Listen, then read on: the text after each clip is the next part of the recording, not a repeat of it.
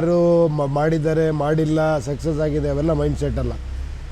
ನಾವು ಯಾವಾಗಲೂ ಎಕ್ಸಾಂಪಲ್ನ ಸೆಟ್ ಮಾಡಬೇಕು. ಯಾವಾಗಲೂ ಎಕ್ಸಾಂಪಲ್ಸ್ ಹಿಂದೆ ಹೋಗಬಾರ್ದು ಅಲ್ವಾ. ನಮ್ಗೆ ಹೆಂಗೆ ಅಂದರೆ ನಾವು ಯಾವಳು ಎಕ್ಸಾಂಪಲ್ ಹಿಂದೆನೇ ಹೋಗೋದು. ಅದಾಗಿಲ್ಲ ನಮ್ಮ ಕೈಲೂ ಆಗಲ್ಲ, ಅಥವಾ ಇದಾಗತ್ತೆ ಇಲ್ಲ ನಾವು ಇದನ್ನೇ ಮಾಡಬೇಕು ಅನ್ನೋದಲ್ಲ. ಇದು ನಾನು ವಾಪಸ್ ಕರ್ಕೊಂಡೋಗಿ ನಿಜವಾದ ಸಂವಿಧಾನ ಏನು, ನಿಜವಾದ ಪ್ರಜಾಪ್ರಭುತ್ವ ಏನು, ಪ್ರಜೆಗಳ ದುಡ್ಡಲ್ಲಿ ಸರ್ಕಾರ ನಡೆಸ್ತಾ ಇರೋದು, ಆ ದುಡ್ಡು ಟ್ರಾನ್ಸ್ಪರೆಂಟಾಗಿ ಪಾರದರ್ಶಕತೆಯಿಂದ ಜನಕ್ಕೆ ತಲುಪಬೇಕು.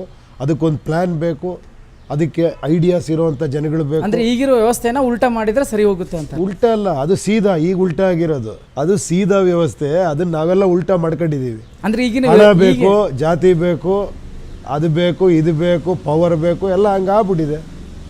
ಎಲ್ಲ ಓಪನ್ ಆಗಿ ನೀವೇ ಮಾತಾಡ್ತೀರಾ. ಒಂದು ಎಲೆಕ್ಷನ್ ಖರ್ಚು ಬೇಕೇ ಬೇಕಾಗುತ್ತೆ ಸ್ವಾಮಿ, ಆ ಪಾರ್ಟಿ ಫಂಡ್ ಇಷ್ಟು 1000 ಕೋಟಿ, ಇಲ್ಲಿ ಈ ಜಾತಿಯವ್ರು ಜಾಸ್ತಿ ಇದ್ದಾರೆ, ಏನಿದು? ಹಾಗಾದರೆ ನಿಮ್ಮ ಪಕ್ಷ ಯಾವ ಆಧಾರದ ಮೇಲೆ ನಡೆಯುತ್ತೆ? ನಿಮ್ಮ ಪಕ್ಷಕ್ಕೆ ಚುನಾವಣೆಗೆ ಖರ್ಚು ಹಣಕಾಸಿನ ವ್ಯವಸ್ಥೆ ಬೇಡವೇ ಬೇಡವಾ ನಿಮಗೆ? ಇಲ್ಲ, ಹೇಳ್ತೀನಿ ಕೇಳಿ. ಎಲ್ಲಿ ಹಣ ಬೇಕು ಅಲ್ಲಿ ಬೇಕು. ಇವಾಗ ಫಾರ್ ಎಕ್ಸಾಂಪಲ್ಲು ನಾನೊಂದು ಪಕ್ಷ ಏನೋ ಉದ್ಘಾಟನೆ ಮಾಡಿದೆ, ಒಂದು ಫಂಕ್ಷನ್ ಮಾಡಿದೆ, ಎಲ್ಲನೂ ಕರೆಸಿದೆ, ಒಂದು ಊಟ ತಿಂಡಿ ವ್ಯವಸ್ಥೆ ಮಾಡಿದೆ, ಅರ್ಥ ಆಯ್ತಾ? ಪಕ್ಷದ ಲಾಂಚ್ ಮಾಡಿದ್ವಿ, ಬೇಕು ಅದಕ್ಕೆ. ಇನ್ನು ಮಿಕ್ಕಿದ್ದಕ್ಕೆ ಏನಕ್ಕೆ ಬೇಕು? ಫಸ್ಟ್ ಆಫ್ ಆಲ್ ಇಲ್ಲಿ ಹಣಕ್ಕಿಂತ ಮುಖ್ಯವಾಗಿ ಬೇಕಾಗಿರೋದೇನು, ಒಬ್ಬ ಅಭ್ಯರ್ಥಿಗೆ ಅವನು ಎಲ್ಲಿತ್ಕೊಂತಾನೋ ಆ ಕ್ಷೇತ್ರದ ಸಂಪೂರ್ಣ ವಿವರ ಗೊತ್ತಿರಬೇಕು ಅಲ್ವಾ. ಪ್ರಾಬ್ಲಮ್ ಏನಿದೆ, ಅದಕ್ಕೆ ಸೊಲ್ಯೂಷನ್ಸ್ ಏನೇನು, ಇನ್ನೂ ಒಂದು ಮುಂದೆ ಹೆಜ್ಜೆ ಹೋಗಿ ಅದಕ್ಕೆ ಎಷ್ಟು ದುಡ್ಡು ಖರ್ಚಾಗುತ್ತೆ, ಎಷ್ಟು ಟೈಮ್ ಆಗುತ್ತೆ, ಎಕ್ಸ್ಪರ್ಟ್ಸ್ ಜೊತೆ ಡಿಸ್ಕಸ್ ಮಾಡಿ, ಅಲ್ಲಿ ಜನಗಳ ಜೊತೆ ಡಿಸ್ಕಸ್ ಮಾಡಿ ಒಂದು ರೆಡಿ ಮಾಡಬೇಕದು. ಅರ್ಥ ಆಯ್ತಾ? ನೆಕ್ಸ್ಟು ನೀವೊಂದು ಪ್ರದೇಶದಲ್ಲಿದ್ದೀರಾ, ನಿಮಗೆ ನಾನು ಇದನ್ನು ತಲುಪಿಸ್ತೀನಿ. ನಿಮ್ಗೊಬ್ರಿಗೆ ಗೊತ್ತಾಯ್ತು ಅಂದ್ಕೊಳ್ಳಿ, ನಾನು ಎಲ್ಲರಿಗೂ ಹೆಂಗೆ ತಲುಪಿಸ್ತೀರಾ ಅಂತ ನೀವು ಕೇಳ್ಬೋದು. ನಾನು ಇವಾಗ ಮಾಧ್ಯಮದಲ್ಲಿ ಕೂತ್ಕೊಂಡು ಮಾತಾಡ್ತಾ ಇದ್ದೀನಿ, ಮಾಧ್ಯಮದಲ್ಲಿ ನೋಡ್ತಿರೋರು, ನಿಮ್ಮ ಚಾನಲ್ ನೋಡ್ತಿರೋರು ಇದು ಸರಿ ಅನಿಸಿದ್ರೆ ಅವರು ವಿಚಾರ ಮಾಡಿ ಒಂದು 10 ಜನ ಕೇಳಬೇಕು. ಇವಾಗ ನಾನು ಕಲ್ಪನೆ ಕೊಡ್ತಾ ಇದ್ದೀನಿ ಅಷ್ಟೇ, ಈಗಲೇ ಅಲ್ಲ ಇದು ಪ್ರಚಾರ ಅಲ್ಲ. ನಿಮ್ಮ ಕಲ್ಪನೆ ಯಶಸ್ವಿ ಆಗುತ್ತಾ? ಹೇಳಿ ಒಂದು ನಿಮಿಷ. ನಾನು ಇವಾಗ ರೆಡಿ ಮಾಡ್ತೀನಿ, ನನ್ನ ಹತ್ರ ಅಭ್ಯರ್ಥಿ ಬರ್ತಾರೆ, ಎಲ್ಲ ರೆಡಿ. ನಿಮ್ದು ಯಾವ ಏರಿಯಾ? ನಿಮ್ದೊಂದು ಊರ ಹೆಸರು ಹೇಳಿ. ನಿಮ್ದು ಯಾವ ಏರಿಯಾ? ರಾಮದುರ್ಗದ ಪ್ರತಿಯೊಂದು ವಿವರಗಳು ಇಟ್ಕೊಂಡು ಅದಕ್ಕೆ ಇಲ್ಲಿ ಹಿಂಗೆ ಮಾಡಿದ್ರೆ ಚೆನ್ನಾಗಿರುತ್ತೆ, ಇದಕ್ಕೆ ಇಷ್ಟು ಬಡ್ಜೆಟ್ ಆಗುತ್ತೆ, 2019ಕ್ಕೆ ಈ ಒಂದು ಪ್ರಾಜೆಕ್ಟ್ ಮಾಡ್ಬೋದು, ಅದು ಈ ಥರ ಬರುತ್ತೆ ಅಂತ ನಿಮ್ಗೊಂದು ಕಲ್ಪನೆ ಕೊಡ್ತೀವಿ ನಾವು, ವಿತ್ ದುಡ್ಡು ಇಟ್ಕೊಂಡು, ವಿತ್ ಟೈಮ್ ಇಟ್ಕೊಂಡು ಅಷ್ಟೇ. ಇನ್ನು ನಿರ್ಧಾರ ನಿಮಗೆ ಬಿಟ್ಟಿದ್ದು. ಇದನ್ನೆಲ್ಲ ಜಾರಿ ಮಾಡೋದಕ್ಕೆ ನಿಮ್ಮ ಪಕ್ಷ ಅಧಿಕಾರಕ್ಕೆ ಬರಬೇಕು. ಅಧಿಕಾರಕ್ಕೆ ಬಂದರೆ ಮಾತ್ರ ಸಾಧ್ಯ. ಅಲ್ಲ, ಅಧಿಕಾರಕ್ಕೆ ಬರಬೇಕು ಅಂದರೆ ನೀವೇ ಪ್ರಯತ್ನ ಪಡಬೇಕು. ಇದು ಪ್ರಜಾಕೀಯ, ಪ್ರಜೆಗಳಿಗೆ ಇದು ಬೇಕಾ, ಇದಕ್ಕೆ ಸಪೋರ್ಟ್ ಮಾಡಿ. ಇಲ್ಲ ಅದೇ ಬೇಕಾ, 2000 ರೂಪಾಯಿ ಇಸ್ಕೊಂಡು ಓಟ್ ಹಾಕ್ತೀರಾ, ಮಾಡಿ. ಅಂದರೆ ವ್ಯವಸ್ಥೆ ಸುಧಾರಣೆ ಆಗಲಿಲ್ಲ ಅಂತ ಹೇಳಿ ಅವಾಗ ನೀವು ಸೋಲು ಒಪ್ಕೊಳ್ತೀರಾ? ಏನಕ್ಕೆ ನಾನು ಯಾಕೆ ಸೋಲು ಒಪ್ಕೊಳ್ಳಿ? ನಾನು ಹೇಳ್ತಿರೋ ಸತ್ಯ ತಾನೇ. ನೀವು ಇದಕ್ಕೆ ಸಪೋರ್ಟ್ ಮಾಡಿಲ್ಲ, ನೀವು ಸೋತಂಗೆ. ನಾನು ಹೇಳ್ತಿರೋದು ನಿಮಗೆ ಬೇಕಾ ಬೇಡವಾ ಹೇಳಿ. ನಿಮ್ಮ ಮಕ್ಕಳು ಒಳ್ಳೆ ಸ್ಕೂಲ್ ಬೇಕಲ್ವಾ, ಒಳ್ಳೆ ಹಾಸ್ಪಿಟ್ಲ್ ಬೇಕಲ್ವಾ, ಗ್ರಾಮಗಳಲ್ಲಿ ಹಳ್ಳಿಗಳಲ್ಲಿ ಒಳ್ಳೆ ನೀರಿನ ವ್ಯವಸ್ಥೆ ಬೇಕು, ಎಲೆಕ್ಟ್ರಿಸಿಟಿ ಬೇಕು ಅಲ್ವಾ? ಕರೆಕ್ಟ್ ತಾನೆ? ಇದು ಬೇಕು ತಾನೆ. ಬೇಕಂದ್ರೆ ಜನ ಓಟ್ ಹಾಕಬೇಕು, ಇಲ್ಲ ಅಂತ ಅಲ್ಲ. ಬೇಕು ಅಂದರೂ ಏನು ಇಮ್ಮಿಡಿಯೇಟ್ ನಾನು ಹೇಳ್ತಾ ಇಲ್ಲ. ಈಗ ಬೇಕು ನಿಮಗೆ, ಬೇಕು ಅಂದರೆ ನಮ್ಮ ಹತ್ರ ಎಷ್ಟು ದುಡ್ಡಿದೆ, ಯಾವ ರೀತಿ ಬರುತ್ತೆ, ಯಾವಾಗ ಬರುತ್ತೆ, ಹೇಗೆ ಬರುತ್ತೆ, ಪ್ರತಿಯೊಂದು ನಿಮಗೆ ಗೊತ್ತಿರಬೇಕು. ಅಥವಾ ನಿಮಗೆ ಗೊತ್ತಾಯ್ತಾ, ನೀವೊಂದು 10 ಜನಕ್ಕೆ ಹೇಳ್ಬೇಕು ಇದನ್ನು. ಓಕೆ, ಆಯಿತು. ಈಗ ಚುನಾವಣೆ ಅನ್ನುವಂಥ ಯುದ್ಧಕ್ಕೆ ನೀವು ಹೋಗ್ತಾ ಇದ್ದೀರಿ. ನಿಮ್ಮ ಶಸ್ತ್ರಾಸ್ತ್ರಗಳೇನು, ನಿಮ್ಮ ಟಾರ್ಗೆಟ್ ಏನು, ನಿಮ್ಮ ಸೇನಾನಿಗಳು ಯಾರು? ಕೇಳಿ, ಅದೇ ಒಂದು ಯಾರೋ ಒಬ್ಬರು ಪ್ರೆಸ್ ರಿಪೋರ್ಟರ್ ಭಾಳ ಚೆನ್ನಾಗಿ ಬರೆದಿದ್ರು. ಸತ್ಯ ಒಂದೇ ಆಯುಧ, ನಂಬಿಕೆ ಒಂದೇ ನೆಲೆ. ಈ ಒಂದಕ್ಕೆ ನಾವು ಹೊರಟಿರೋ ದಾರಿಗೆ ನಾನು ಇದನ್ನು ಬಿಟ್ಟು ಬೇರೆ ಮಾಡಿದೆ ಅಂದ್ಕೊಳ್ಳಿ. ಇವಾಗ ನೀವು ಹೇಳೋ ಪ್ರಕಾರ ಜನನ ರೀಚ್ ಮಾಡಬೇಕು. ಏನು ಮಾಡಬೇಕು? ನಾನು ಒಂದು 5000 ಜನ 10,000 ಜನ ಸೇರಿಸ್ಬೇಕು, ಅಲ್ಲೊಂದು ಬಾವುಟ ಕಟ್ಟಬೇಕು, ಸ್ಟೇಜ್ ಹಾಕಬೇಕು, ಮಾತಾಡಬೇಕು, ಇಶ್ಯೂ ಆಗಬೇಕು, ಅಂದರೆ ಯಾರಿಗೋ ಬೈಬೇಕು, ಅವ್ರು ಸರಿ ಮಾಡ್ತಿಲ್ಲ ಇವ್ರು ಸರಿ ಮಾಡ್ತಿಲ್ಲ ಅಂತ. ನಾ ಸುಳ್ಳು ಪ್ರಾಮಿಸ್ ಕೊಡಬೇಕು. ನಿಮಗೆ ನಾನು ಇಷ್ಟ ಆಗಬೇಕಲ್ಲ. ಜನ ರೀಚ್ ಹೆಂಗೆ ಆಗ್ತೀರಿ? ಹಂಗಾದ್ರೆ ಹಿಂಗೆ ರೀಚ್ ಆಗ್ಬೇಕು ಹಂಗಾರೆ ಅಲ್ವಾ? ಈ ಥರನೇ ರೀಚ್ ಆಗ್ಬೇಕು ನಾನು. ಅವಾಗ ನೀವು ಯಾವ ಥರ ರೀಚ್ ಆಗಬೇಕು ಅಂತಿದ್ದೀರಿ ಅದನ್ನು ಹೇಳಿ. ನಾನು ಹೇಳೋದ್ನಲ್ಲ ಇವಾಗ, ಇದು ರೀಚ್ ಆಗಬೇಕು ಅಂತ ಹೇಳ್ತಿರೋದು. ಮ್ಯಾನಿಫೆಸ್ಟೋ ರೀಚ್ ಆಗಬೇಕು. ನನ್ನ ಪ್ರಕಾರ ಆ ಅಥೆಂಟಿಕ್ ಮ್ಯಾನಿಫೆಸ್ಟೋ ಕೋರ್ಟಲ್ಲಿ ರಿಜಿಸ್ಟರ್ ಆಗಬೇಕು. ಅದು ಕಾನೂನಲ್ಲಿ ಇಲ್ಲ. ಕೋರ್ಟಲ್ಲಿ ರಿಜಿಸ್ಟರ್ ಆಗಿ ಜನಕ್ಕೆ ಒಂದು ರೈಟ್ಸ್ ಬರಬೇಕು. ನಾನು ಆಶ್ವಾಸನೆ ಕೊಟ್ಟು ನಾನು ಎಲೆಕ್ಷನ್ ಗೆದ್ದುಬಿಟ್ರೆ ಅದನ್ನು ನಾನು ಮಾಡಲೇಬೇಕು. ನಾನೊಂದು ಟೈಮ್ ಕೊಟ್ಟಿರ್ತೀನಿ ಗೊತ್ತಾ, 6 ಮಂತ್ಸಲ್ಲಿ ಇದು ಮಾಡ್ತೀನಿ ಅಂತ. ನಾನು ಮಾಡಿಲ್ಲ, ನನ್ನ ಕಾಲ್ ಬ್ಯಾಕ್ ಮಾಡೋ ಇದಿರಬೇಕು. ನನ್ನ ಡಿಸ್ಮಿಸ್ ಮಾಡಿ ಇನ್ನೊಬ್ಬ ವ್ಯಕ್ತಿನ ಕೂರಿಸುವಂಥ ವ್ಯವಸ್ಥೆ ಬರಬೇಕು. ಅಂಥ ವ್ಯವಸ್ಥೆ ಬರುತ್ತೆ ಅಂತ ವಿಶ್ವಾಸ ಇದೆ ಅಲ್ಲ? ಅದಕ್ಕೋಸ್ಕರ ಓಡಾಡೋಣ, ಟ್ರೈ ಮಾಡೋಣ. ಯಾಕೆ ಬರಬಾರ್ದು? ಬಂದರೆ ಒಳ್ಳೆ ತಾನೆ. ಬಂದರೆ ಒಳ್ಳೆಯದು, ಆದರೆ ಬರಬಾರ್ದು.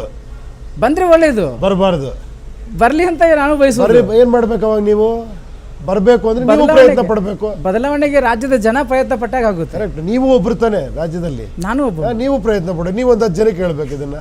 ನಮ್ಮ ಮಾಧ್ಯಮದ ಮೂಲಕ ನಾವು ನಿಮಗೆ ಎಷ್ಟು ಸಾಧ್ಯನೋ ಅಷ್ಟು ನಾವು ನಿಮಗೆ ಖಂಡಿತ ಸಹಾಯ ಮೂಲಕ ಹೇಳ್ತಿದ್ದೀರಾ. ಹಾಗೆ ಪರ್ಸ್ನಲ್ ಆಗು ನಾನು ಹೇಳ್ತಿರೋದು ಅಂದರೆ ಇವಾಗ TV ನೋಡ್ತಿರೋ ಅಂಥವ್ರಿಗೂ ನಾನು ಹೇಳ್ತಿರೋದು ಅಂದರೆ ಇದು ಸತ್ಯ, ಇದು ಬೇಕು ಅನ್ಸಿದ್ರೆ ಇದು ಒಂದು ಕಡೆ ನಾವು 10 ಜನ ಹತ್ರ ಹೇಳ್ಕೊಂಡು ಹೋಗ್ಬೇಕು. ಆ 10 ಜನಕ್ಕೆ ಹೇಳ್ಬೇಕು, ನೀವೊಂದು 10 ಜನಕ್ಕೆ ಹೇಳಿ ಅಂತ. ಹಂಗೆ ಬದಲಾವಣೆ ಆಗಬೇಕು. ಮೌತ್ ಟು ಮೌತ್ ಎಷ್ಟಂತ ನೀವು ಪಬ್ಲಿಸಿಟಿ ಮಾಡೋಕೆ ಸಾಧ್ಯ. ಅದೇ ಸತ್ಯ. ಪ್ರಜಾಕೀಯ ಬರಬೇಕಂದ್ರೆ ಜನಗಳೇ ಬದಲಾವಣೆ ತರಬೇಕು. ರಾಜಕೀಯ ಬದಲಾಗಬೇಕಾದ್ರೆ ನಾನು ತರ್ತೀನಿ ಅಂತೀನಿ, ನಾನು ಫಂಡ್ ಕಲೆಕ್ಟ್ ಮಾಡ್ತೀನಿ, ನಾನು ದೊಡ್ಡ ಇದು ಮಾಡ್ತೀನಿ, ನಾನೇನೋ ಮಾಡ್ತೀನಿ ಅಂತ ಹೊರಡ್ತೀನಿ. ಅದು ಆಲ್ರೆಡಿ ಮಾಡ್ತಾ ಇದ್ದಾರೆ. ಇನ್ನೊಬ್ರು ಯಾಕಲ್ಲಿ? ಆಲ್ರೆಡಿ ತುಂಬ ಜನ ಇದ್ದಾರೆ, ಅವ್ರೇನೋ ಕೆಲಸ ಮಾಡ್ತಾ ಇದ್ದಾರೆ. ನಾನು ಯಾಕಲ್ಲಿ? ಈಗ ಇಷ್ಟೊಂದು ರಾಜಕೀಯ ಪಕ್ಷಗಳಿದ್ದಾವೆ, ಪ್ರಾದೇಶಿಕ ಪಕ್ಷಗಳಿದೆ. ಅದರಲ್ಲೂ ಸಹಿತ ಒಂದು ಉತ್ತಮ ಪ್ರಜಾಕೀಯ ಪಕ್ಷ ಆಗುತ್ತಾ ಅಥವಾ ಭಿನ್ನವಾಗಿ ನಿಲ್ಲುತ್ತಾ? ನಾನು ಇವಾಗ ಹೇಳಿದ್ದು ಏನು ಅನ್ನಿಸ್ತು ನಿಮಗೆ? ನಾನು ಈ ದಾರಿಲೇ ಹೋಗೋದು. ನಾನು ಆದರೆ ಈಗಿರುವಂತಹ ನಿಮ್ಮ ವಿಚಾರಗಳು ಈಗಿರುವಂತಹ ವ್ಯವಸ್ಥೆಯ ಸಂಪೂರ್ಣ ವಿರುದ್ಧವಾಗಿದೆ. ಆ ವಿರುದ್ಧ ದಿಕ್ಕಿನಲ್ಲಿ ನೀವು ಹೋಗ್ತಾ ಇದ್ದೀರಾ ಅಥವಾ ಅವರನ್ನ ನೀವು ಕರ್ಕೊಂಡು ಹೋಗ್ಬೇಕಂತ ಮಾಡಿದ್ದೀರಾ? ಇಲ್ಲ, ನೋಡೋಣ. ನಾನಂತೂ ಇದು ಸತ್ಯ ಅಂದ್ಕೊಂಡು ಇದಕ್ಕೋಸ್ಕರ ನಾನೊಬ್ಬ ಪ್ರಜೆಯಾಗಿ ನನ್ನ ಕರ್ತವ್ಯ ನಾನು ಮಾಡ್ತಾ ಇದ್ದೀನಿ. ನಿಮಗೂ ಸರಿ ಅನ್ಸರಿ ನೀವು ಸಪೋರ್ಟ್ ಮಾಡಿ, ನಿಮಗೆ ಸರಿ ಅನ್ಸರಿ ನೀವು ಸಪೋರ್ಟ್ ಮಾಡಿ. ಆಮೇಲೆ ಸಪೋರ್ಟ್ ಸುಮ್ಮನೆ ಮಾಡಬೇಡಿ. ನಾನು ಪ್ರಣಾಳಿಕೆ ಕೊಡೋವರೆಗೂ ನೀವೇನು ಮಾಡಬೇಡಿ. ಪ್ರಣಾಳಿಕೆ ಕೊಟ್ಟರೆ ಮೇಲೆ ನೋಡಿ ಕರೆಕ್ಟ್ ಅದು ಆಗುತ್ತಾ. ಈಗ ಎಲ್ಲ ರಾಜಕೀಯ ಪಕ್ಷಗಳಿಗೂ ಒಂದೊಂದು ವೋಟ್ ಬ್ಯಾಂಕ್ ಅಂತಿದೆ, ಒಂದೊಂದು ಕೇಡರ್ ಅಂತಿದೆ. ನಿಮ್ಮ ಪಾರ್ಟಿಯ ಕೇಡರ್ ಏನು? ನಿಮ್ಮ ಪಾರ್ಟಿಯ ವೋಟರ್ಸ್ ಯಾರಾಗ್ತಾರೆ? 2 ಲಕ್ಷ ಕೋಟಿ ಅನ್ನೋದು ಪ್ರತಿಯೊಬ್ಬರು ದುಡ್ಡದು. ಬರೀ ಇನ್ಕಮ್ ಟ್ಯಾಕ್ಸ್ ಕಟ್ಟೋರ ದುಡ್ಡಲ್ಲ ಅದು. ಪ್ರತಿಯೊಬ್ಬರು ಡೈಲಿ ಟ್ಯಾಕ್ಸ್ ಕಟ್ತಿರೋ ದುಡ್ಡು, ಇಂಡೈರೆಕ್ಟ್ ಟ್ಯಾಕ್ಸು. ಸಣ್ಣ ಸಣ್ಣ ತೆರಿಗೆಗಳು ಕಟ್ತಿದ್ದಾರೆ. ಒಂದು ಎಣ್ಣೆ ತೊಗೊಂಡ್ರೆ ತೆರಿಗೆ ಕಟ್ತಾರೆ, ಒಂದು ಅಕ್ಕಿ ತೊಗೊಂಡ್ರೆ ತೆರಿಗೆ ಕಟ್ತಾರೆ, ಒಂದು ಹೋಟ್ಲಿಗೆ ಊಟ ಮಾಡಿದ್ರೆ ತೆರಿಗೆ ಕಟ್ತಾರೆ, ಪೆಟ್ರೋಲ್ ಹಾಕ್ಸಿದ್ರೆ ತೆರಿಗೆ ಕಟ್ತಾರೆ. ಕರೆಕ್ಟಾ? ಈ ದುಡ್ಡು ಇಲ್ಲಿದೆ. ಈ ದುಡ್ಡನ್ನು ನಿಮಗೆ ವಾಪಸ್ ತರೋದಕ್ಕೆ ಒಂದಷ್ಟು ಕೆಲಸಗಾರ ನೇಮಿಸ್ತೀವಿ ನಾವು. ಅವರು ಕ್ವಾಲಿಫೈಡ್ ಕೆಲಸಗಾರರಾಗಿರಬೇಕು. ಅವ್ರಿಗೆ ಸಂಬಳನೂ ಕೊಡ್ತಾ ಇದ್ದೀರಾ ನೀವು, ಅವರಿಗೆ ಫೆಸಿಲಿಟಿ ಕೊಡ್ತಾ ಇದ್ದೀರಾ, ಆಫೀಸ್ ಕೊಡ್ತಾ ಇದ್ದೀರಾ, ಕಾರ್ ಕೊಡ್ತಾ ಇದ್ದೀರಾ. ಕರೆಕ್ಟಾ? ಎಲ್ಲ ಕೊಟ್ಟರ ಮೇಲೆ ಅದನ್ನು ನೀವು ಪಾರದರ್ಶಕತೆಯಿಂದ ಈ ದುಡ್ಡನ್ನು ನಿಮಗೆ ತಲುಪಿಸ್ಬೇಕು. ಅದು ಕರೆಕ್ಟ್ ಸಿಸ್ಟಮ್ಯಾಟಿಕ್ಕಾಗಿ ತಲುಪಬೇಕು. ಕರೆಕ್ಟಾ? ಕರೆಕ್ಟ್. ಸರಿ, ಈಗ ಇದೇ ಹೇಳ್ತಾ ಇರೋದು ನಾನು. ಇದು ಬೇಕಾ ಬೇಡವಾ ನೀವು ನಿರ್ಧಾರ ಮಾಡಿ. ನಾನು ಇದೇ ದಾರಿಲಿ ಹೋಗ್ತೀನಿ. ಇಲ್ಲಿ ಸೋಲು ಗೆಲುವು ಪ್ರಶ್ನೆ ಇಲ್ಲ. ನಾನು ಈ ದಾರಿಲೇ ಹೋಗ್ತೀನಿ. ನನಗೆ 10 ಜನ ಸಿಕ್ಕರೆ 10 ಜನ ನಾನು ನಿಲ್ಲಿಸ್ತೀನಿ. ಇದೊಂದು ಅವೇರ್ನೆಸ್ ಸ್ಟಾರ್ಟ್ ಆಗಲಿ. 10 ಜನ ಈ ಕೆಲಸ ಮಾಡ್ತಾರೆ, 10 ಜನರದ್ದು ಇಟ್ಕೊಂಡು ನಾನು ಮಾಡ್ತೀನಿ. ನಿಮ್ಮ ಟಾರ್ಗೆಟ್ ಎಲ್ಲಿವರೆಗೂ ಇದೆ ಹಂಗಂದ್ರೆ? ನೀವು ಯಶಸ್ವಿ ಆಗೋದು ಎಲ್ಲಿ, ಯಾವಾಗ? ಅದು ಜನ ಹೇಳ್ಬೇಕು, ನಾನೆಲ್ಲ ಹೇಳಬೇಕಾಗಿರೋದು. ನೀವು 2019 ಲೋಕಸಭೆ ಚುನಾವಣೆಗೆ ಯಶಸ್ವಿ ಆಗ್ತೀರಾ ಅಥವಾ 23ಕ್ಕೆ? ನಾನು ಹೆಂಗೆ ಹೇಳಿ? ನಾನೇನು ಅಸ್ಟ್ರಾಲಜರಾ, ನಾನೇನು ದೇವರ? ನಾನು ಹೇಳೋದಕ್ಕೆ ನಾನು ಇವತ್ತು ಸಕ್ಸಸ್ ಆಗ್ತೀನಿ ಅಂತ ಹೆಂಗೆ ಹೇಳಿ? ಅದು ಜನ ಹೇಳಬೇಕು. ಅತ್ಯಂತ ಬುದ್ಧಿವಂತರುಗಳಿದ್ದಾರೆ, ಅತ್ಯಂತ ಏನೋ ತುಂಬ ದೊಡ್ಡ ಇಂಜಿನಿಯರ್ಸ್ ಇದ್ದಾರೆ, ದೊಡ್ಡ ಕಂಪ್ನಿಲಿ ವರ್ಕ್ ಮಾಡೋರು. ಅವರೆಲ್ಲ ಬಂದು ವರ್ಕ್ ಮಾಡ್ತಾರೆ ನಮ್ಮ ಜೊತೆಲಿ. ಅವರೆಲ್ಲ ಫೀಡ್ಬ್ಯಾಕ್ ಕೊಡ್ತಾ ಇದ್ದಾರೆ. ಯಾವುದೋ ನೆಟ್ಟಲ್ಲೆಲ್ಲ ತೆಗಿತಾರೆ, ನೋಡಿ ಸರ್ ಈ ದೇಶದಲ್ಲಿ ಈ ಥರ ಮಾಡಿದ್ದಾರೆ, ನೋಡಿ ಆ ದೇಶದಲ್ಲಿ ಇಷ್ಟು ಮಾಡಿರಿ, ಇದಕ್ಕೆ ಇಷ್ಟು ಫಂಡ್ ಆಗುತ್ತೆ, ನೋಡಿ ಎಲೆಕ್ಟ್ರಿಸಿಟಿಗೆ ಸೋಲಾರ್ ಈ ಥರ ಮಾಡಿದ್ದಾರೆ, ಇದಕ್ಕೆ ಇಷ್ಟು ಫಂಡ್ ಆಗುತ್ತೆ. ಪ್ರತಿಯೊಂದು ನಮಗೆ ಕಳಿಸ್ತಾ ಇದ್ದಾರೆ. ನಾನು ಇದನ್ನ ಇಟ್ಕೊಂಡೇ ಪ್ರಣಾಳಿಕೆ ಮಾಡ್ತೀನಿ. ಎಲ್ಲ ಭ್ರಷ್ಟಾಚಾರ ಭಾಸು ಹೊಕ್ಕಾಗಿದೆ ವ್ಯವಸ್ಥೆಯಲ್ಲಿ. ಅದನ್ನು ನೀವು ಸರಿಪಡಿಸೋದಕ್ಕೆ ಸಾಧ್ಯ ಇದೆಯಾ? ಅದನ್ನು ಅಲ್ಲ, ಇದೇ ದಾರಿ ಅಲ್ವಾ ಅದನ್ನು ಸರಿಪಡಿಸೋಕ್ಕೆ. ಅದನ್ನು ಯಾರು ಸರಿಪಡಿಸೋರು? ನೀವು, ನಾನು, ಅವರು ಎಲ್ಲರೂ ಸೇರಿ ಸರಿಪಡಿಸ್ಬೇಕು. ಅದಕ್ಕೊಂದು ವೇದಿಕೆ ಮಾಡಿದ್ದೀನಿ. ಬನ್ನಿ ಎಲ್ಲ ಸೇರಿ ಸರಿಪಡಿಸೋಣ. ಕರ್ನಾಟಕದಲ್ಲಿ ಚಲನಚಿತ್ರ ನಟರು ಒಬ್ಬೊಬ್ಬರಾಗಿ ಬಂದು ತಂದು ಯಾವುದೋ ಪಾರ್ಟಿಯಿಂದ ಸ್ಪರ್ಧೆ ಮಾಡಿ ಗೆದ್ದಂಥ ಉದಾಹರಣೆ ಇದೆ. ಒಂದು ರಾಜಕೀಯ ಪಕ್ಷವನ್ನು ಕಟ್ಟಿ ಸಕ್ಸಸ್ ಆಗಿರುವಂಥ ಉದಾಹರಣೆಗಳು ಇಲ್ಲ. ರಾಜ್ಕುಮಾರ್ ಅವರೇ ಸಹಿತ ಅವರು ರಾಜಕೀಯಕ್ಕೆ ಬರೋದಿಲ್ಲ ಅಂತ ಮಾತನ್ನು ಹೇಳಿದರು. ನೀವು ಯಾವ ಧೈರ್ಯದಿಂದ ನೀವು ರಾಜಕಾರಣಕ್ಕೆ ಬರ್ತಾ ಇದ್ದೀರಿ? ಅಲ್ಲ, ಇದರಲ್ಲಿ ಧೈರ್ಯ ಏನಿದೆ? ನಾನೊಬ್ಬ ಪ್ರಜೆಯಾಗಿ ನನಗಿದು ಕರೆಕ್ಟ್ ಅನ್ನಿಸ್ತಾ ಇದೆ, ಮಾಡಬೇಕು ಅನ್ನಿಸ್ತಿದೆ, ನನ್ನ ಕರ್ತವ್ಯ ನಾನು ಮಾಡಬೇಕು ಅನ್ನಿಸ್ತಿದೆ, ನಾನು ಮಾಡ್ತಾಯಿದ್ದೀನಿ ಅಷ್ಟೇ. ನನಗೆ ಎಕ್ಸಾಂಪಲ್ಸ್ ಬೇಕಾಗಿಲ್ಲ. ನಾನೇನು ಮಾಡಬೇಕು ಅದು ಭಾಳ ಇಂಪಾರ್ಟೆಂಟು. ನನಗೊಂದು ಆತ್ಮತೃಪ್ತಿ ಕೊಡ್ತಾ ಇದೆ ಇದು, ಅದಕ್ಕೆ ಮಾಡ್ತಾಯಿದ್ದೀನಿ. ಓಕೆ, ನನಗೆ ದೇವರೆಲ್ಲ ಕೊಟ್ಟಿದ್ದಾನೆ, ನನಗೆ ಅದರಲ್ಲೇ ನಂಗೆ ಅದರಲ್ಲಿ ಥ್ರಿಲ್ ಅನ್ನಿಸ್ತಾ ಇಲ್ಲ, ಅದೇನು ಗೊತ್ತಿಲ್ಲ ನನಗೆ. ಓಕೆ, ಮುಂದಿನ ಲೋಕಸಭೆ ಚುನಾವಣೆ ಸಂಬಂಧಪಟ್ಟಂತೆ ಮತ್ತು ಮುಂದಿನ ಚುನಾವಣೆಗಳನ್ನು ಯಾವ ರೀತಿ ಎದುರಿಸ್ತೀರಿ ಅನ್ನೋದ್ರ ಬಗ್ಗೆ ಒಂದು ಪ್ರಶ್ನೆ ಕೇಳ್ತೀನಿ, ಒಂದು ಸಣ್ಣ ಬ್ರೇಕ್ ನಂತರ. ಪ್ರಜೆಗಳಿಗೆ ಇದು ಬೇಕಾ, ಇದಕ್ಕೆ ಸಪೋರ್ಟ್ ಮಾಡಿ. ಇಲ್ಲ ಅದೇ ಬೇಕಾ, 2,000 ರೂಪಾಯಿ ವೋಟ್ ಹಾಕ್ತೀರಾ, ಮಾಡಿ.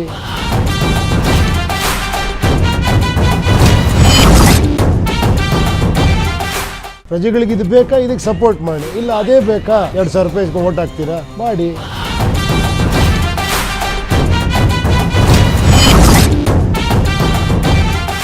ವಿರಾಮದ ನಂತರ ವಿಶೇಷ ಸಂದರ್ಶನಕ್ಕೆ ಸ್ವಾಗತ. ಉಪೇಂದ್ರ ಅವರು ಎಲ್ಲಿ ನಿಲ್ತಾರೆ, ಎಲ್ಲಿ ನಿಂತ್ಕೊಂಡ್ರೆ ಗೆಲ್ತಾರೆ? ಅದು ಕೂಡ ಅಷ್ಟೇ. ನನ್ನ ಪ್ರಕಾರ ನಾನು ಅನಲೈಸ್ ಮಾಡಬೇಕು ಒಂದು ಏರಿಯಾನ, ನಾನು ಎಲ್ಲಿ ಇತ್ಕೊತೀನೋ, ಮತ್ತು ನನಗೂ ಇದು ಅನ್ವಯಿಸುತ್ತೆ. ನಾನು ಒಂದು ಪ್ರಣಾಳಿಕೆ ಸಿದ್ಧಪಡಿಸ್ಬೇಕು. ನಾನು ನನ್ನದೇ ಒಂದು ಟೀಮ್ಗೆ ಇದನ್ನು ಸಬ್ಮಿಟ್ ಮಾಡೋಕೆ, ನೋಡಿ ಇದು ಕರೆಕ್ಟಾಗಿದೆಯಾ ಅಂತ. ಅವರು ನನಗೆ ಫೀಡ್ಬ್ಯಾಕ್ ಕೊಡಬೇಕಿಲ್ಲ, ಇದು ಸರಿ ಇದೆ ಸರಿ ಇಲ್ಲ ಅಂತ. ಸೊ ನಾನು ಎಕ್ಸಾಮ್ ಫೇಸ್ ಮಾಡ್ಕೊಬೇಕು. ಆ್ಯಕ್ಚುಲಿ ನನಗೆ ಎಷ್ಟು ಜ್ಞಾನ ಇದೆ. ನಾಳೆ ನನ್ನ ಯಾರು ಕ್ವಶನ್ ಕೇಳಿದ್ರೆ, ನಾಳೆ ಟಿ ವಿಲಿ ನೀವೇ ನನ್ನ ಕೇಳಿದ್ರೆ ನಾನು ಹೇಳೋ ಇಷ್ಟಾರ ನಂಗೆ ಗೊತ್ತಿರಬೇಕು.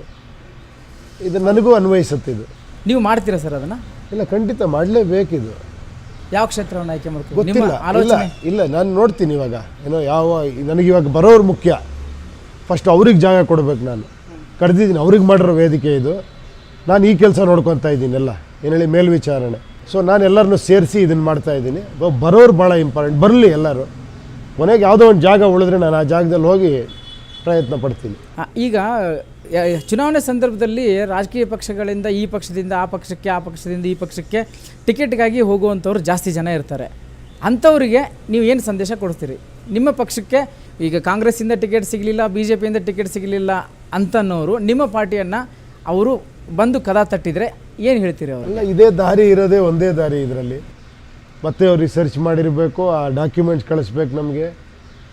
ಸೊ ಅವ್ರಿಗೂ ಸೇಮ್, ಎಲ್ಲರಿಗೂ ಸೇಮ್ ಪ್ರೊಸೀಜರೇ ಇದು. ಚುನಾವಣೆ ಸಂದರ್ಭದಲ್ಲಿ ಬಂದು ಟಿಕೆಟ್ ತೊಗೊಂಡು ಇಲ್ಲ, ಆಗಲ್ಲ. ದೊಡ್ಡ ಫೇಮಸ್ ವ್ಯಕ್ತಿ ಬಂದು ಕೇಳ್ಬೋದು, ನೀವು ಫೇಮಸ್ ಇದ್ದೀರಾ ಅಂತ ವೋಟ್ ಹಾಕ್ಬಿಡಿ ಅಂತಲೇ ನಾನು ಹೇಳ್ತಾ ಇರೋದು. ಫೇಮಸ್ ಇರೋದಕ್ಕೂ ಇದಕ್ಕೂ ಸಂಬಂಧ ಇಲ್ಲ. ಅವ್ರು ಬೇರೆ ಕ್ಷೇತ್ರದಲ್ಲಿ ಫೇಮಸ್ ಅವರು. ಬಟ್ ಇಲ್ಲಿ ಅವ್ರು ಏನು ತಿಳ್ಕೊಂಡಿರೋದು ಭಾಳ ಇಂಪಾರ್ಟೆಂಟ್. ಇಲ್ಲೊಂದು ಎಕ್ಸಾಮ್ ಭಾಳ ಇಂಪಾರ್ಟೆಂಟ್ ಅವ್ರಿಗೆ.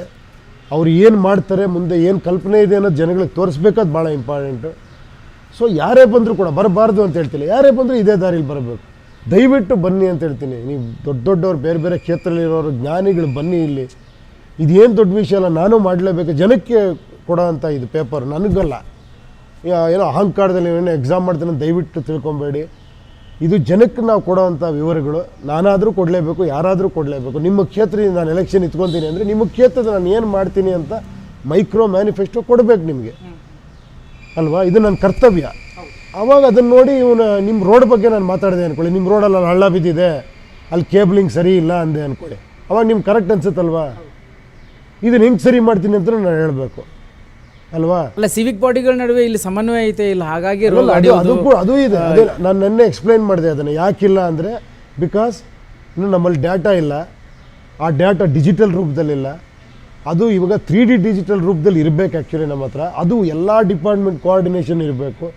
ಸೀವೇಜು, ಎಲೆಕ್ಟ್ರಿಕಲ್ಲು, ಪ್ಲಂಬಿಂಗು, ಪ್ರತಿ ಒಂದಕ್ಕೂ ಲಿಂಕ್ ಇರಬೇಕು. ನೀವೇನು ಮಾಡ್ತೀರಿ ಅಂತ ಇವ್ರಿಗೆ ಗೊತ್ತಿರಬೇಕು, ಇವ್ರೇನು ಮಾಡ್ತೀರಿ ಅಂತ ಇವ್ರಿಗೆ ಗೊತ್ತಿರಬೇಕು. ಅರ್ಥ ಆಯ್ತಾ? ಇದೆಲ್ಲ ಆದ್ರ ಮೇಲೆ ಅದು ಕೆಲಸ ಆಗಬೇಕು. ಅವಾಗ ಏನಾಗುತ್ತೆ ಅಂದರೆ ಒಂದು ಸತಿ ನೀವು ಕೆಳಗಡೆ ಕರೆಕ್ಟ್ ಮಾಡಿಬಿಟ್ಟು ಮೇಲ್ಗಡೆ ಟಾರ್ ಹಾಕಿದ್ರೆ ಆಮೇಲೆ ಮತ್ತೆ ಅಗಿಯೋ ಅವಶ್ಯಕತೆ ಇರಲ್ಲ, ಮತ್ತು ಪ್ರಾಬ್ಲಮ್. ಇಷ್ಟೆಲ್ಲ ಕೆಲಸವನ್ನು ನೀವು ಸಿನಿಮಾದಲ್ಲಿ ಇದ್ಕೊಂಡು ಮಾಡೋಕ್ಕೆ ಸಾಧ್ಯನಾ ಸರ್? ಓಕೆ, ಸಿನಿಮಾ ಮುಗಿಸ್ಕೊಂಡು ಬಂದಮೇಲೆ ನನಗೇನು ಕೆಲಸ? ಒಂದು 4 ಅವರ್ಸು 3 ಅವರ್ಸಲ್ಲಿ ಎಷ್ಟೋ ಕೆಲಸ ಮಾಡ್ಬೋದು. ಅಂದರೆ ನೀವು ಕಂಪ್ಲೀಟಾಗಿ ರಾಜಕಾರಣಕ್ಕೆ ಬರೋಲ್ಲ, ಸಿನಿಮಾ ಮತ್ತು ಈ ನಿಮ್ಮ ಪಕ್ಷ ಎರಡನ್ನೂ ಕಂಪ್ಲೀಟಾಗಿ ರಾಜಕಾರಣ ಅಂದರೆ ಏನದು? ಅಲ್ಲ, ನಾನು ಹೇಳಿದ್ದು ಈ ಕೆಲಸಗಳಾಗಬೇಕಷ್ಟೇ. ನಾನು ಯಾವಾಗ ಬೇಕಾದ್ರೂ ಮಾಡ್ಬೋದು. ಅಂದರೆ ಚಲನಚಿತ್ರ ರಂಗವನ್ನು ಬಿಡಲ್ಲ ರಾಜಕಾರಣ. ಈಗ ನನಗೆ ಯಾರು ಊಟ ಹಾಕೋರು? ನನ್ನ ಖರ್ಚು ವೆಚ್ಚಗಳು ನೋಡ್ಕೊಳ್ಳೋರು ಯಾರು? ನಾನು ಇಲ್ಲಿ ಕೆಲಸ ಮಾಡಲೇಬೇಕು. ನಾನು ಈ ಕೆಲಸ ಮಾಡ್ಕೊಂಡು ಇದು ಮಾಡ್ತೀನಿ. ನಿಮಗೆ ಸರಿ ಅನ್ಸಿದ ಮೇಲೆ ನೀವು ನಾನು ಎಲೆಕ್ಟ್ ಮಾಡಿದ್ರೆ ನೀವು ನಂಗೆ ಸಂಬಳ ಕೊಡೋಕ್ಕೆ ಸ್ಟಾರ್ಟ್ ಮಾಡ್ತೀರಾ. ಆಮೇಲೆ ನಾನು ಈ ಕೆಲಸನೇ ಮಾಡ್ತೀನಿ, ಆಮೇಲೆ ಸಿನಿಮಾ ಮಾಡಬಾರ್ದು ನಾನು. ಎಲ್ಲರೂ ಏನಂತಂದರೆ ಉಪೇಂದ್ರ ಅವರು ಚಿತ್ರರಂಗಕ್ಕೆ ಗುಡ್ ಬೈ ಹೇಳ್ತಾರೆ, ಕಂಪ್ಲೀಟಾಗಿ ರಾಜಕಾರಣಕ್ಕೆ ಬರ್ತಾರೆ ಅನ್ನೋಂಥ ನಿರೀಕ್ಷೆ ಇತ್ತು. ಅದೇ ನಾನು ಮುಂಚೆಯಿಂದ ಹೇಳ್ತೀನಿ, ನನ್ನ ಜೊತೆಲಿ ಬರೋರ್ಗೂ ಹೇಳ್ತಾ ಇದ್ದೀನಿ, ನೀವೆಲ್ಲ ಬಿಟ್ಟು ಬರಬೇಡಿ. ನಿಮ್ಮ ಕೆಲಸ ನೀವು ಮಾಡಿ. ನೀವೇನು ಮಾಡ್ತೀರಾ? 2 ಅವರ್ 3 ಅವರ್ ಸಾಕು. ಎವ್ರಿ ಡೇ ಮಾಡ್ರೆ 1 ತಿಂಗಳು ನೀವು ಒಂದು ಪ್ರೆಸೆಂಟೇಷನ್ ರೆಡಿ ಮಾಡ್ಬೋದು. ಅಥವಾ 2 ತಿಂಗಳು ತೊಗೊಳ್ಳಿ, ಮಾಡಿ. ನೀವು ಇಲ್ಲಿ ಟ್ರೈ ಮಾಡಿ.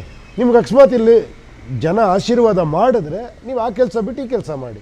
ಈಗ ಚುನಾವಣೆ ಅಂದ ತಕ್ಷಣ ಹಣ ಅಂತೂ ಬೇಕೇ ಬೇಕು ಸರ್. ಏನಕ್ಕೆ ಹಣ ಬೇಕು? ಎಲ್ಲಿ? ಪ್ರಚಾರಕ್ಕೆ, ಕಾರ್ಯಕ್ರಮಕ್ಕೆ. ಏನು ಪ್ರಚಾರ? ಯಾವ ಥರ ಪ್ರಚಾರ? ನೀವು ಯಾವ ಥರ ಪ್ರಚಾರ ಮಾಡ್ತೀರಿ ಅನ್ನೋದ್ರ ಮೇಲೆ ಹೋಗುತ್ತೆ. ನಾನು ಅದೇ ಹೇಳಿದ್ದು. ನಾನು ಹೇಳಿದ್ದು ಇವಾಗ 2018 ಒಂದೊಂದು ಸ್ಮಾರ್ಟ್ ಫೋನ್ಗಳು ಕೂಡ ನ್ಯೂಸ್ ಪೇಪರ್ಗಳಾಗಿದೆ, ಹಳ್ಳಿಗೆ ರೀಚ್ ಆಗಿದೆ, ಅಲ್ವಾ? ಅದೇ ಟಿ ವಿ ಚಾನಲ್ ಆಗ್ಬಿಟ್ಟಿದೆ ಇವಾಗ. ನೀವೇ ಟಿ ವಿನ ವಿಡಿಯೋ ಅಪ್ಲೋಡ್ ಮಾಡ್ತೀರಾ, ಮೊಬೈಲಲ್ಲೇ ನೋಡ್ಬೋದು ನಾವು ಇವಾಗ ನಿಮ್ಮ ಚಾನಲ್ನ. ಸೊ ನಾನು ಹೇಳ್ತೀನಿ, ಇದು ಆಗಿದೆ, ಅದಂತೂ ಸತ್ಯ, ಒಪ್ಕೊಂತೀನಿ. 100% ಆಗಿದೆ. ಮೊಬೈಲ್ ಕ್ರಾಂತಿ ಆಗಿದೆ. 100% ಆಗದೆ ಇರ್ಬೋದು. ಒಂದು 40% ಆಗಿದೆ ಅಂದ್ಕೊಳ್ಳಿ. ಈ 40% ಜನ ಇನ್ನು 60% ಜನಕ್ಕೆ ಹೇಳ್ತಾರೆ ಇದನ್ನು. ಖಂಡಿತ ಇದು ಒಬ್ಬರಿಂದ ಒಬ್ರಿಗೆ ರೀಚ್ ಆಗುತ್ತೆ. ಬಟ್ ನಾವು ಸತ್ಯವಾಗಿ ಕೆಲಸ ಮಾಡಬೇಕಷ್ಟೇ ಇಲ್ಲಿ.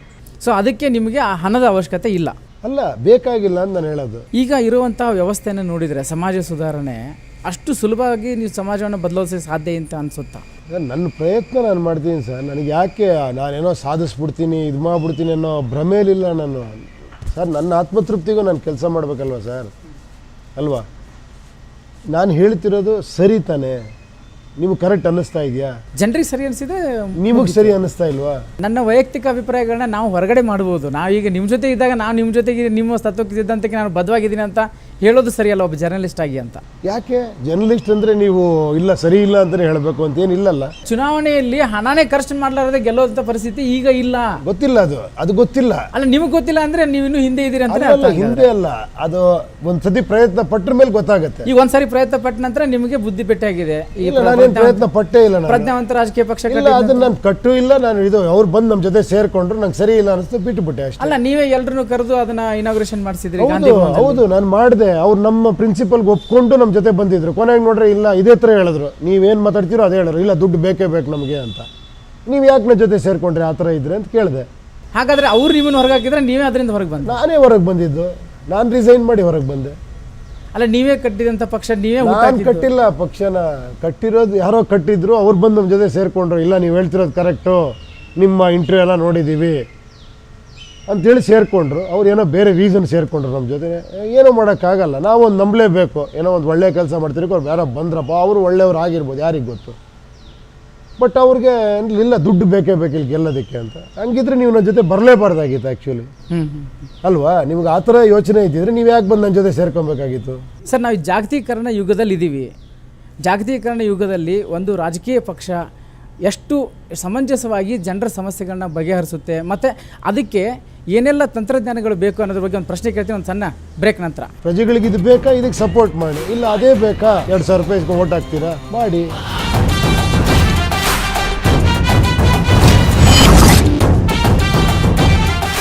ಪ್ರಜೆಗಳಿಗೆ ಇದು ಬೇಕಾ, ಇದಕ್ಕೆ ಸಪೋರ್ಟ್ ಮಾಡಿ. ಇಲ್ಲ ಅದೇ ಬೇಕಾ, 2,000 ರೂಪಾಯಿ ಓಟ್ ಹಾಕ್ತೀರಾ, ಮಾಡಿ.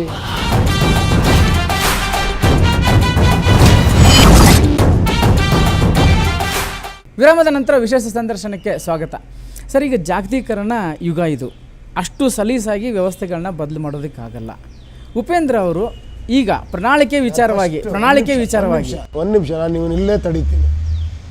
ನಿಮ್ಗೆ ಯಾಕೆ ಹೇಳ್ತೀರಾ ಇದು ಆಗಲ್ಲ ಅಂತ? ಯಾಕೆ ಹೇಳ್ತೀರಾ? ಏನು ಹೇಳ್ತೀರಾ? ಈ ಸಮಾಜನ ಅಷ್ಟು ಸುಲಭವಾಗಿ ಬದಲು ಮಾಡೋಕ್ಕೆ ಸಾಧ್ಯ ಇಲ್ಲ ಅಂತ ಯಾಕೆ ಹೇಳ್ತೀರಾ? ಆಗುತ್ತೆ ಅಂತ ಸ್ಟಾರ್ಟ್ ಮಾಡಿ. ಈಗಿನ ವ್ಯವಸ್ಥೆಯಲ್ಲಿರೋರು ಹಂಗೆ ಯೋಚನೆ ಮಾಡ್ತಾರೆ. ಇಲ್ಲ, ಅದನ್ನ ನಾವುಗಳು ಅವ್ರಿಗೆ ಹಂಗೆ ಹೇರ್ತಾ ಇರೋದು. ಜನಗಳು ಹಂಗಿಲ್ಲ. ಪ್ರತಿಯೊಬ್ಬನೂ ಕೂಡ ನಾಳೆ ಒಳ್ಳೆ ಕಾಲ ಬರುತ್ತೆ, ನಾನು ಚೆನ್ನಾಗಾಗ್ತೀನಿ ಅಂತ ಇಲ್ಲ ಹೋಪ್ಸ್ ಇಲ್ಲದೆ ಇದ್ರೆ ಯಾರು ಬದುಕೋಕ್ಕೆ ಸಾಧ್ಯ ಇಲ್ಲ. ಏನೋ ಒಳ್ಳೇದಾಗುತ್ತೆ, ನಾಳೆ ಒಳ್ಳೇದಾಗ್ಬೋದು, ನಾಡಿದ್ದು ಒಳ್ಳೇದಾಗ್ಬೋದು ಅನ್ನೋ ಹೋಪ್ಸಲ್ಲಿದ್ದಾರೆ. ಸೊ ನಾವೆಲ್ಲರೂ ಹೋಪ್ಫುಲ್ ಆಗಬೇಕು. ಇದು ನನ್ನ ಸ್ವಾರ್ಥ ಕೇಳ್ತಾ ಇಲ್ಲ. ಇದು ನನಗೆ ದೇವ್ರು ಕೊಟ್ಟಿದ್ದಾನೆ, ನನಗೊಂದು ಫೀಲ್ಡ್ ಕೊಟ್ಟಿದ್ದಾನೆ, ನಾನು ಸಂಪಾದನೆ ಮಾಡ್ಬೋದು, ಓಡಾಡ್ಕೊಂಡಿರ್ಬೋದು, ಅದು ಬೇರೆ. ಬಟ್ ನಾನೊಬ್ಬ ಪ್ರಜೆಯಾಗಿ ನನ್ನೊಂದು ಕರ್ತವ್ಯ ಇದೆಯಲ್ವಾ? ನನ್ನ ಮನೆ ಕಟ್ಕೊಂಡ್ಬಿಟ್ರಾಗಲಿಲ್ಲ, ನನ್ನ ಸಮಾಜನೂ ಕಟ್ಟೋದಕ್ಕೆ ನನ್ನ ಕಾಂಟ್ರಿಬ್ಯೂಷನ್ ಏನು? ಅಟ್ಲೀಸ್ಟ್ ನಾನು ಪಾಸಿಟಿವ್ ಆಗಾರ ಮಾತಾಡಬೇಕು, ಒಂದೇನೋ ಪ್ರಯತ್ನ ಪಡಬೇಕು. ಇನ್ನೊಂದು ಪಕ್ಷದ ಪ್ರಣಾಳಿಕೆ ಮತ್ತು ನಿಮ್ಮ ಪಕ್ಷದ ಪ್ರಣಾಳಿಕೆಗಳಿಗೂ ಇರುವಂಥ ವ್ಯತ್ಯಾಸ ಏನಾಗು? ಅಲ್ಲ, ನಾನು ಪ್ರಣಾಳಿಕೆ ಕೊಟ್ಟರ ಮೇಲೆ ನಿಮಗೆ ಗೊತ್ತಾಗುತ್ತೆ. ಯಾಕಂದ್ರೆ ನಾನು ಈಗಲೇ ಟೂ ಅರ್ಲಿ ಟು ಟೆಲ್. ನಾನು ಡೀಟೇಲ್ಡ್ ಸ್ಟಡಿ ಮಾಡ್ತಾಯಿದ್ದೀನಿ, ನನಗೂ ಸ್ಟಡಿ ಮಾಡ್ಕೊಂಡು ಬರಬೇಕು. It takes time. ಅದನ್ನು ಕೊಟ್ಟರ ಮೇಲೆ ಅದ್ರ ಬಗ್ಗೆ ವಿಚಾರ ಮಾಡೋಣ, ತುಂಬ ಚೆನ್ನಾಗಿರುತ್ತೆ. ಅವಾಗ ಪ್ರಣಾಳಿಕೆ ಇಟ್ಕೊಂಡು ಮಾತಾಡಬೇಕು.